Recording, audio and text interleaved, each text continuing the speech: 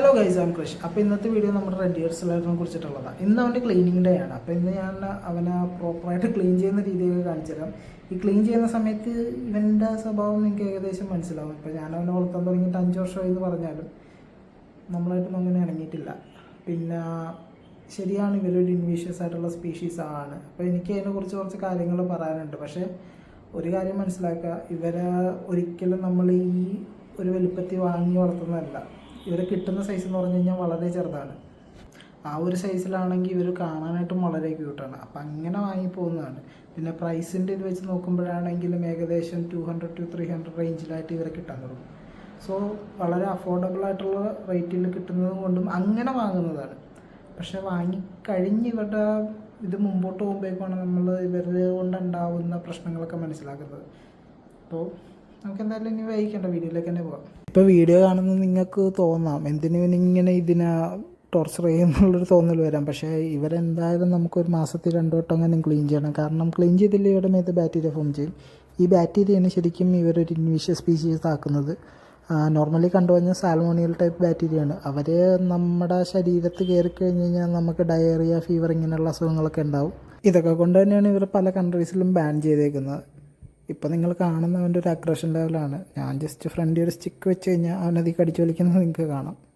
പിന്നെ ഇവനെ ഞാൻ ഇപ്പോൾ ക്ലീൻ ചെയ്യാനായിട്ട് യൂസ് ചെയ്യുന്നത് മടലാട്ടോ. ഇപ്പോൾ ഈ മടലെന്ന് പറഞ്ഞു കഴിഞ്ഞാൽ ശരിക്കും എനിക്കൊരു പ്രൊട്ടക്ഷന് വേണ്ടിയിട്ടാണ്. ഞാൻ ഇവനൊരിക്കലും കൈ കൊണ്ട് പിടിക്കാറില്ല. അപ്പോൾ ജസ്റ്റ് തലേൻ്റെ അവിടെ ജസ്റ്റ് ഒരു മടൽ വെച്ച് ഇങ്ങനെ മറച്ച് വെച്ചിട്ട് ഞാൻ ആ മടലിൻ്റെ ഇപ്പുറത്തായിട്ട് ജസ്റ്റ് പ്രഷർ കൊടുത്ത് ഇങ്ങനെ തള്ളിപ്പിടിക്കും. ബാക്കിൽ നിന്നിട്ട് ക്ലീൻ ചെയ്ത് തുടങ്ങും. അങ്ങനെയാണ് ഞാൻ ക്ലീൻ ചെയ്യാറ്.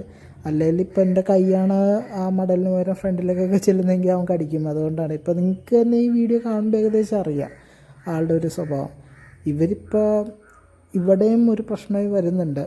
ഇപ്പോൾ ഉള്ള തോട്ടിലും കായലിലൊക്കെ ഇവരെ കണ്ടുവരുന്നുണ്ട്. അത് മെയിനായിട്ട് ഫ്ലഡിന് ശേഷമാണ് ആയത്.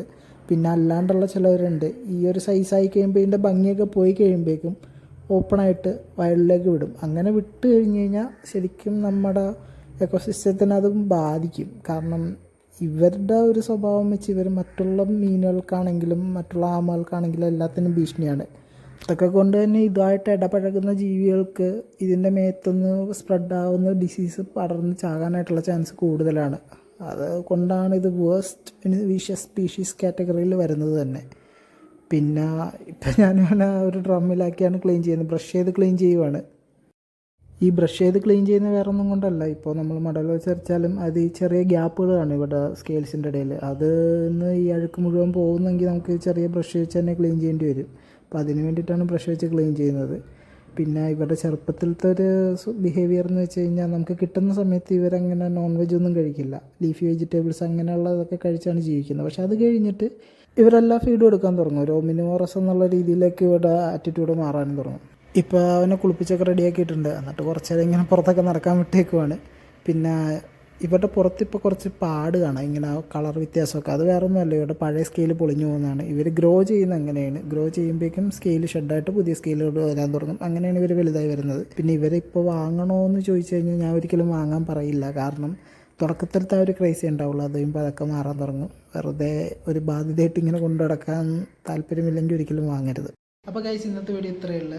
അപ്പോൾ ഇനി അടുത്തൊരു വീഡിയോ ആയിട്ട് അടുത്ത് തന്നെ വരുന്നതായിരിക്കും. അതുവരെയും ബൈ.